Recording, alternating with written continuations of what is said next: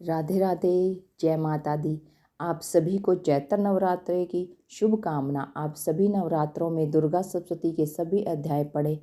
मान्यता है कि अगर साधक पूरे समर्पण के साथ माँ दुर्गा की पूजा और दुर्गा सप्तशती का पाठ करते हैं तो उनके ऊपर माँ की कृपा सदैव बनी रहती है। दुर्गा सप्तशती का प्रथम पाठ करने से साधक को मानसिक और शारीरिक सुख मिलता है। दूसरा अध्याय कोर्ट कचहरी आदि से जुड़े मामलों के लिए बहुत ही लाभकारी है।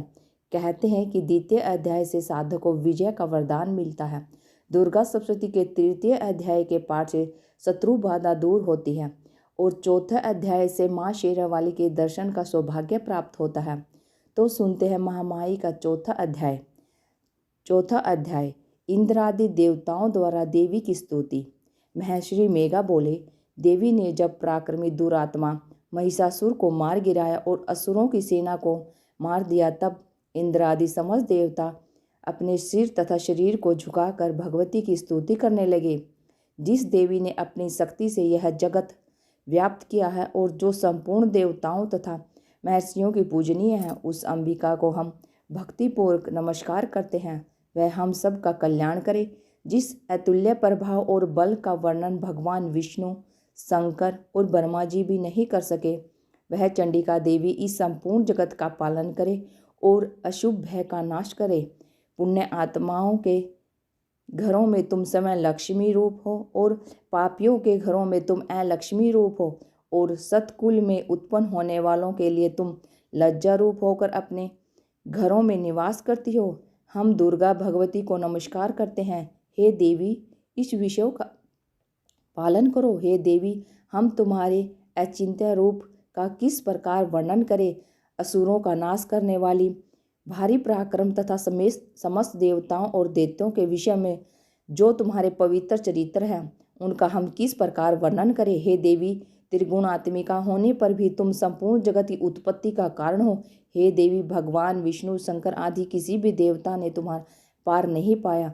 तुम सबकी आश्रय हो। यह संपूर्ण जगत तुम्हारा ही अंश रूप है, क्योंकि तुम सबकी आदिभूत प्रकृति हो। हे देवी, तुम्हारे जिस नाम के उच्चारण से संपूर्ण यज्ञों में सब देवता तृप्त लाभ करते हैं, वह स्वाहा तुम ही हो। इसके अतिरिक्त तुम पितरों की तृप्ति का कारण हो, इसलिए सब आपको सवधा कहते हैं। हे देवी, वह विद्या जो मोक्ष को देने वाली है, जो अचिंत्य महाज्ञान स्वरूपा है, तत्वों के सार को वश में करने वाले, संपूर्ण दोषों को दूर करने वाले, मोक्ष की इच्छा वाले मुनिजन जिसका अभ्यास करते हैं, वह तुम ही हो। तुम वाणी रूप हो और दोष रहित ऋग और यजुर्वेदों की एवं उद्गीत और सुंदर पदों के पाठ वाले सामवेद की आश्रय रूप हो।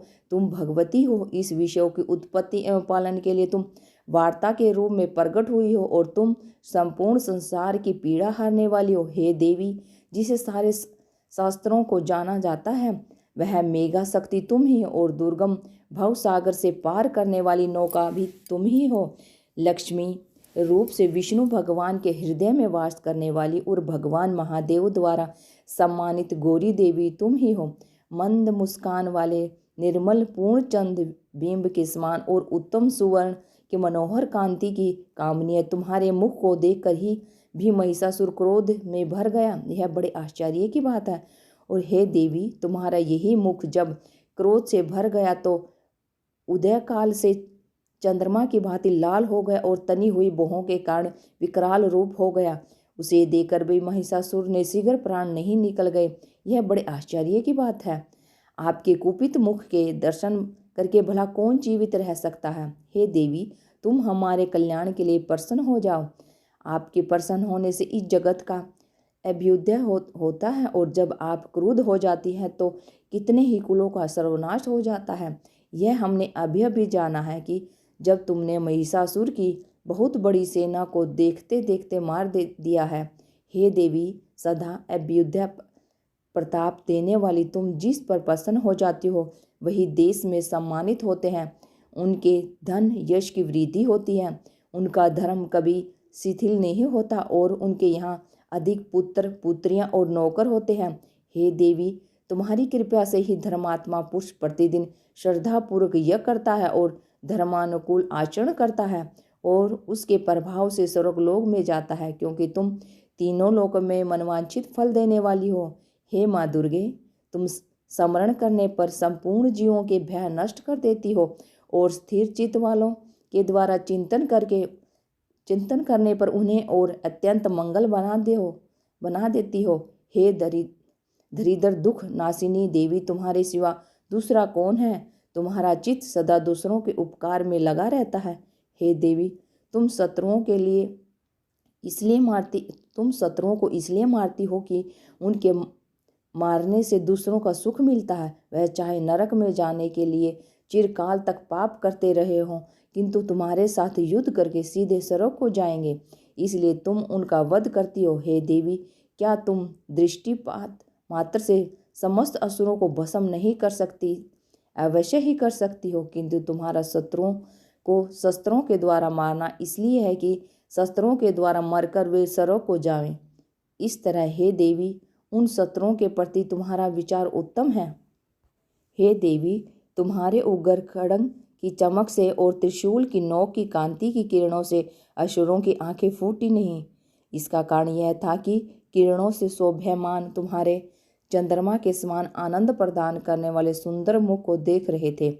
हे देवी, तुम्हारा शील बुरे वृत्तांत को दूर करने वाला है और सबसे अधिक तुम्हारा रूप है, जो न तो कभी चिंतन में आ सकता है और न ही जिसकी दूसरों से कभी तुलना ही हो सकती है। तुम्हारा बल व पराक्रम शत्रुओं का नाश करने वाला है। इस तरह तुमने शत्रुओं पर भी दया प्रकट की है। हे देवी, तुम्हारे बल की किसके साथ बराबरी की जा सकती है? तब शत्रुओं को भय देने वाला इतना सुंदर रूप भी और किसका है?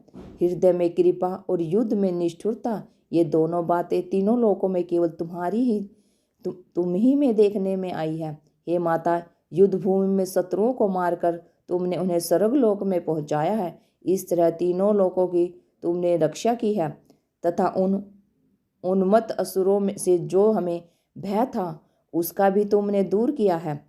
तुमको हमारा नमस्कार है। हे देवी, तुम शूल तथा खड्ग से हमारी रक्षा करो तथा घंटे की ध्वनि और धनुष की टंकार से भी हमारी रक्षा करो। हे चंडिके, आप अपने शूल को घुमाकर पूर्व, पश्चिम, उत्तर तथा दक्षिण दिशा में हमारी रक्षा करो। तीनों लोकों में जो तुम्हारे सौम्य रूप है तथा घोर रूप है, उनमें हमारी रक्षा करो तथा इस पृथ्वी की रक्षा करो। हे अंबिके, आपके कर पल्लवों में जो खड्ग, शूल और गदा आदि शस्त्र शोभा पा रहे हैं, उनसे हमारी रक्षा करो। महर्षि बोले, इस प्रकार जब सब देवताओं ने जगत माता भगवती की स्तुति की और नंद वन के पुष्पों तथा गंध आलूपों द्वारा उनका पूजन किया और फिर सबने मिलकर जब सुगंधित व दिव्य धूपों द्वारा उनको सुगंधित निवेदन की, तब देवी ने प्रसन्न होकर कहा, हे देवताओं, तुम सब मुझसे मनवांछित वर मांगो। देवता बोले, हे भगवती, तुमने हमारा सब कुछ कार्य कर दिया है। अब हमारे लिए कुछ भी करना बाकी नहीं है, क्योंकि तुमने हमारे शत्रु महिषासुर को मार डाला है। महेश्वरी, तुम इस पर भी यदि हमें कोई वरदान देना चाहती हो तो बस इतना वर दो कि जब जब हम आपका स्मरण करें तब तब आप हमारी विपत्तियों को हरण करने के लिए हमें दर्शन दिया करो। हे अंबिके, जो कोई भी तुम्हारी स्तुति करे तुम उनको वित्त, समृद्धि और वैभव देने के साथ साथ ही उनके धन और स्त्री आदि संपत्ति बढ़ावे और सदा हम पर प्रसन्न रहें।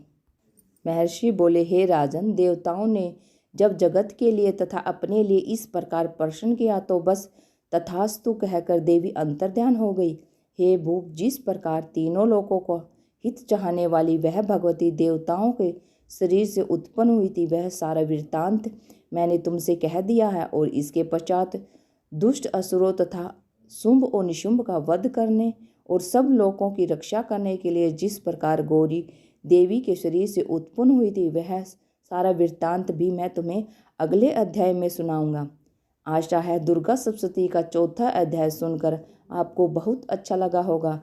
दुर्गा सप्तशती के पहले 3 अध्यायों की वीडियो भी हमने डाली हुई है, उनका लिंक आपको डिस्क्रिप्शन बॉक्स में मिल जाएगा। अगर वीडियो अच्छी लगी है तो वीडियो को लाइक शेयर करें। अगर चैनल पर नए हैं तो चैनल को सब्सक्राइब जरूर करें और कमेंट बॉक्स में जय माता दी जरूर लिखें। Thank you for watching my video. जय हिंद, जय भारत, जय माता दी। ओम सर्व मंगल मांगले शिवे सर्वार्थ साधिके शरणे त्र्यंबके गौरी नारायणे नमोस्तुते। नवरात्रों के दौरान माता का दुर्गा कवच, अर्गला स्तोत्र और कीलक स्तोत्र पढ़ना और सुनना बहुत ही फलदायी है। इन सब की वीडियो भी हमने डाली हुई है, आप ज़रूर सुने और अपने जीवन में सुख समृद्धि पाएं। जय माँ दुर्गे, जय माँ भवानी, जय माता दी।